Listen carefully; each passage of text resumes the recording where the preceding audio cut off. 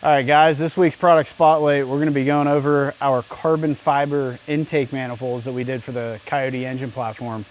We just released them this 4th of July, and we wanted to go over some of the intricacies and the design process and why we did it.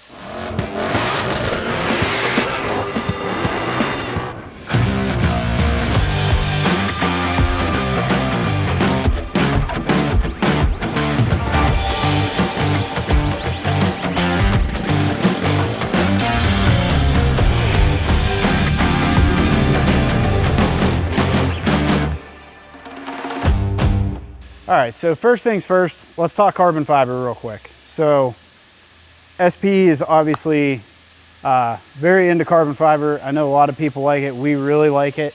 It is a really cool composite material. We really like its strength, its lightness, you know, all the common things that people like carbon fiber for. The one thing that we wanted to do with our intake manifolds was take that technology and apply it a little bit different than what everyone else in the industry has. So, you know, carbon fiber air intakes are not necessarily something new to our market. It's been around for many years. But there's a lot of issues with it. There's a lot of things that need addressed, in our opinion, on an intake manifold aspect of that material. So we can talk about some of the things that we dislike about it when using this type of application. So on a carbon fiber intake manifold, you're gonna have to attach flanges, runners, potentially burst panels. And doing that, you have to flange it. Well, the common practice is obviously using an aluminum flange, using an aluminum runner, aluminum burst panel adapter. That's the way you really have to do it. There's other options, but this is the most cost-effective way. So currently in the aftermarket that we live within, when you're doing a carbon fiber plenum, you're bonding these flanges normally. So if you have a throttle body flange, you're normally gonna epoxy that flange because you have two dissimilar materials that you're gonna have to bond together permanently. So when you do that, you're gonna epoxy it to the carbon fiber, and then sometimes they'll run set screws and they'll do other things like that that will also help hold it to the carbon fiber.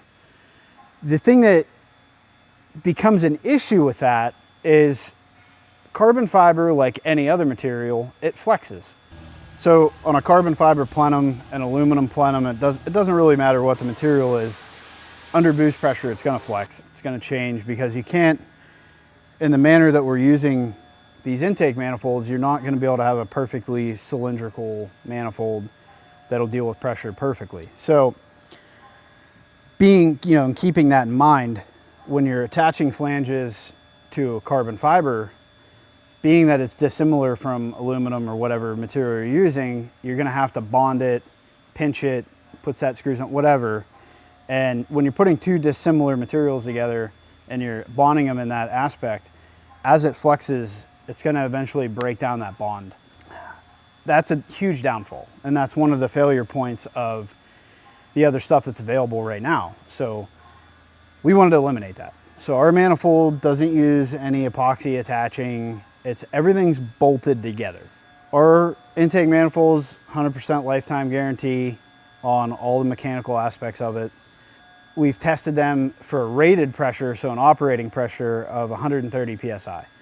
I don't know any other manifold on the market currently that someone's gonna throw a stamp of approval on at sustained 130 pounds of boost pressure. We're perfectly comfortable with that. We've tested it, they're great. The other downfall is a lot of the intake manifolds on the market are too high. They have extremely short runners. The runner design is really key on keeping torque in your top end horsepower. So the one thing we do with our runners is we try to build the velocity stack aspect of the port into the runner itself. So if you would think about it as a velocity stack on a port, if you're flowing a head or you're running an intake on a cylinder head, if you have a velocity stack on that port, that velocity stack helps radius the air and it helps that transition. So your flow goes up, your horsepower goes up, it helps everything. So the common practice on an intake manifold is to, and this is what you're gonna find on most intake manifolds on the market, is you're gonna find a runner that's sometimes tapered a little bit, but normally straight up to the base of the plenum. And then internally in the manifold is where you're gonna find your velocity stack. The air doesn't know any difference of where that velocity stack is inside the plenum. So there's really no point if you can get the runner volume that we would need, or the runner length, let's call it, that we would need. If we can get that full length and not extend into the plenum, it's actually better because we're not taking away any of the plenum volume. And essentially what we're doing is we're turning the intake runner itself into the velocity stack. So we're super wide out here, nice oval inside the plenum, and we're tapering down to that port. And then inside, we have a broken edge on the inner flange, which creates that radius into the actual velocity stack. So it's a very simple aspect. It actually keeps the weight down. It makes the assembly of the manifold easier, and it makes it lighter. You know, that's one of the big things. You know, when you start looking at these engines and the cars nowadays, you want to keep them as light as you possibly can and put weight where you need it, especially if you're class racing. So keeping anything on the engine as light as you can is good. So rather than adding a whole nother runner assembly inside the plenum, we're doing it all with the runner itself. The other thing that we do that's a little bit different is all of the hardware on these intake manifolds are titanium. So every bit of hardware on the burst panel, the runner bolts, the throttle body flange bolts, all of them are a Torx-drive titanium bolt that we specifically CNC for these intakes. Now, it is a normal M6 by 1 thread or M5 by 0.8.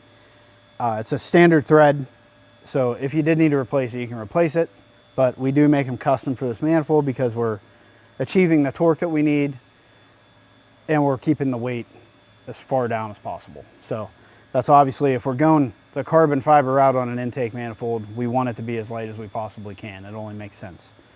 We are offering them in forged and in a twill, 3K twill weave. So the forged one on my right here and 3K on my left. There really isn't any strength differences between the two. The actual layup on the carbon itself is very similar. The only thing you're doing is you're changing the outer layer for the forged carbon. So no strength differences, just it's more of an appearance thing. Another thing that we want to touch on is our burst panel on the back. So this is not an add-on feature for our intake manifolds. This is a standard feature. So if you're at this level, you're building a car to run something like this, you're going to be running a lot of boost pressure, whether it's centrifugal or turbo, whatever. You're more than likely going to have it in a class where this is necessary, and or you want that, so you're not hurting the car, the motor, create shrapnel all over the track, whatever. Yeah, so that's a huge thing. That's a basic feature, but it is standard. It's built into the cost of the manifold, and it's included. The vacuum ports on the back. The other thing I do want to touch on is the design of the plenum itself. So the plenum is not halved. So if you think of it like a can or a pop bottle or something along those lines, it is a continuous piece the whole way through. So you don't have a seam here like you would on most billet manifolds. It's actually one piece. So that adds a huge amount of strength. And also, if you do have a backfire issue or an overpressure issue, more than likely, you're actually going to blow the burst panel and not blow the bolts apart, holding the manifold halves together. That being said, if you're not exploding your intake manifold and you're actually exploding the burst panel like you're supposed to, that's easily replaceable in the field. So if you're at the track and that thing pops, you slam a new burst panel in it and you're off to the races again. So that's a huge deal for us. The plenum volume and runner volume is around 11.5 liters. It's very similar to every other manifold in this realm. This intake manifold is obviously designed more towards boosted applications. So if you run a centrifugal blower, you're running turbo, That's what this is focused on. If you are running an NA setup at full tilt, we do have a 5-inch runner on this intake manifold, so you still get a decent amount of torque out of this runner, but obviously you're going to lose torque compared to a factory style manifold or a Cobra Jet manifold because of runner length itself. But for a boosted application, we really optimized this runner length. It seems to work the best. We're about 1 inch longer than everything else on the market, and we found that to work the best. It does come standard with single injector per cylinder, and we do offer, if you call in, we do offer a double injector set. One cool feature about the injectors on the manifold, you'll see the larger holes for the intake hold down bolts, for the actual intake mount bolts. The larger holes take the factory rail spacers and factory rails. So if you have an aftermarket set of fuel rails already, it will work with this intake manifold. It's designed around that. So you can run an aftermarket set of rails designed for a factory intake. If you already have them, they'll bolt right up to this. We also sell a factory replacement fuel rail kit that will bolt up to this as well. So that's kind of a cool feature that everybody else goes away from that and they come out with a custom rail, which is great, but part of the problem with that is most of the time you're mounting the rail to the intake runner itself, and there's really no give in that. So if everything isn't 100% exact, it's a lot easier to tear O-rings. It's a lot harder to get the injectors lined up perfectly. Being that we use the stands like the factory rails, it allows a lot of movement until you get it tightened down, and then you can make sure everything's lined up perfectly. So we really like that basic design on the factory intake manifolds. So we covered the basics. That's a lot of the reasons why we did it to begin with. Another thing we do want to touch on that really isn't touched on when talking about intake manifolds at this caliber is, as I said in the beginning, is the stress aspect of changing dimension on the plenum. So if you're putting a bunch of pressure in a vessel like this, whether it's billet or carbon, it's going to change shape. It's going to build up pressure. It's going to flex. So putting that picture in your head, obviously if we're changing dimension on this and it's made out of carbon, this carbon has flex that it can deal with. It can change a certain amount and it won't deform it. It won't crack it. It won't mess with it. It'll actually deal with that pressure perfectly fine. And then when it relaxes, it'll go back to its static state that it started at. So carbon, its cycle, as far as expansion and contraction, its cycle number is a lot higher than a metal. So in other words, if you have a billet aluminum intake manifold and you're flexing that plenum over and over and over, which is very common in boosted applications, especially making 1,200, 1,300 horsepower, run 30, 40 pounds of boost, you're gonna have an issue eventually. So we've seen where billet intake manifolds will flex and flex, and then they'll end up cracking at the flange, or they'll rip the bolts out. So that was something we wanted to eliminate. By doing the one-piece plenum and having everything bolt to it in a modular fashion with a mono-plenum, you're eliminating that half, you're eliminating the aluminum material, and you're eliminating that stress point. So, you know, one way to look at it and one thing to think about looking and comparing the carbon to aluminum is if you took a piece of aluminum in your hand and you flexed it back and forth, you're only going to do that so many times before it actually cracks and breaks. You can take a piece of carbon, flex it back and forth probably 20 times the amount of a piece of aluminum, and it's not going to crack, break, do anything. It'll just go right back to where it was. And that's the beauty of this material. But obviously, all those things need to be designed correctly and be efficient enough to do that. So obviously, they're not all made the same, but if it's engineered correctly and done correctly from a manufacturing aspect, it's going to do exactly that. So we obviously do want to talk about weight. Clearly, if we're doing a carbon fiber intake manifold, we want it to be lighter than everything else. So I'm going to pull out an intake here. That's very common and everyone's going to recognize. And we're not shaming this intake. This intake is awesome. It paved the way for a lot of racers and a lot of Coyote stuff. It's something that we've even used. This is mine. I own this one. I've ran it on my own cars. But this is one of those scenarios where the way SPE works is we find something that we like, and if we find issues with it and we feel a need to improve, we improve the best that we can. And this is one of those examples. So this intake comes in at 27.5 pounds on our scale, and our intake is weighing at 15.5. So we have about a 12-pound difference between the two, which may not sound like a lot, but in hand, it's very noticeable, very, very noticeable. This intake is a good example of a very expensive intake manifold that does not come with a burst panel on it. It has to be optioned in. You can get them that way, but it's not standard.